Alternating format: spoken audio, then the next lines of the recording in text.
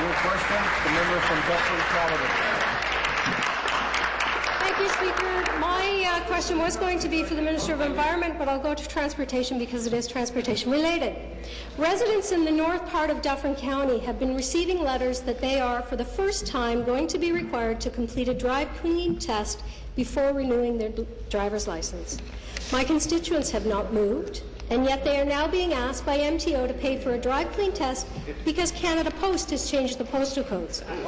When I wrote on behalf of residents asking for an explanation, your ministry told me it was an oversight, that they have been exempted since the program began, and now they must pay.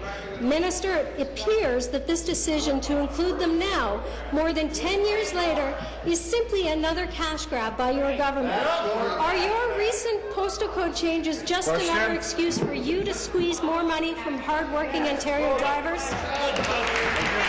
Minister of Transportation and Infrastructure. Thanks, Mr. Speaker. I will.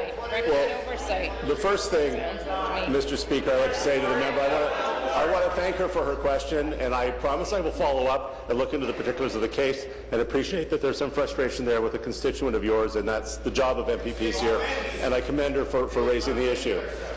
What we are trying to do, Mr. Speaker, is, as are other jurisdictions in Canada, and as one of the members opposite pointed out, I have some experience in one of those, is that most provinces are running to a cost recovery for automobiles. For example, my mother, who's 86, just retired. She gave up her car. It's hard to ask to put taxes on seniors to pay for things that those of us who drive cars. So when you get your driver's license, or you're paying to get the air quality standards, so our kids with asthma and our seniors don't air, Mr. Speaker, we ask people to pay a modest rather than taxing everybody. It's a cost recovery measure. It's consistent with what other provinces and what the states are doing, and it's good policy, Mr. Speaker.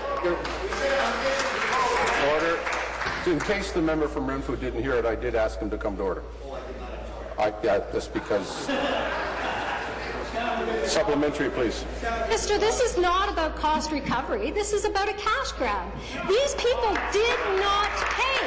They have not been paying. They have been exempt from the Drive Clean program. Suddenly, I've been working on this for 3 months. All I'm getting from your civil service is they must pay now. They should never have been exempt. What, are you going to go back 10 years and charge them for it? Minister, I want this solved. I want to see this decision changed. Ultimately, I would actually like the Drive Clean program to be eliminated because it's not done everything to solve the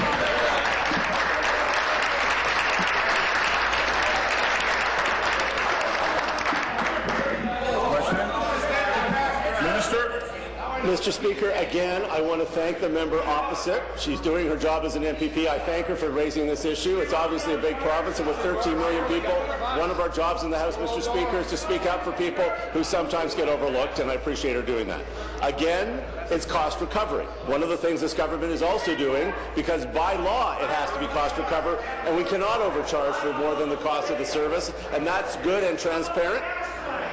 Mr. Speaker, one of the things that my friend, the Minister of Government Services, the Honourable John Malloy, is doing is he's working on an open data process so that people will actually be able to go on and see the cost of services, and they'll be able to see the price, and that will be completely transparent, Mr. Speaker, as we're doing. So when people are, Mr. Speaker, are planning transit lines or rapid transit lines, they can see that, for example, the Scarborough Town Centre justifies a subway, and some of the other options make no sense. So we're all about open data and evidence, Mr. Speaker, so people can see for themselves and make their own judgment. Thank you, Mr. Speaker. The member from Kitchener-Waterloo.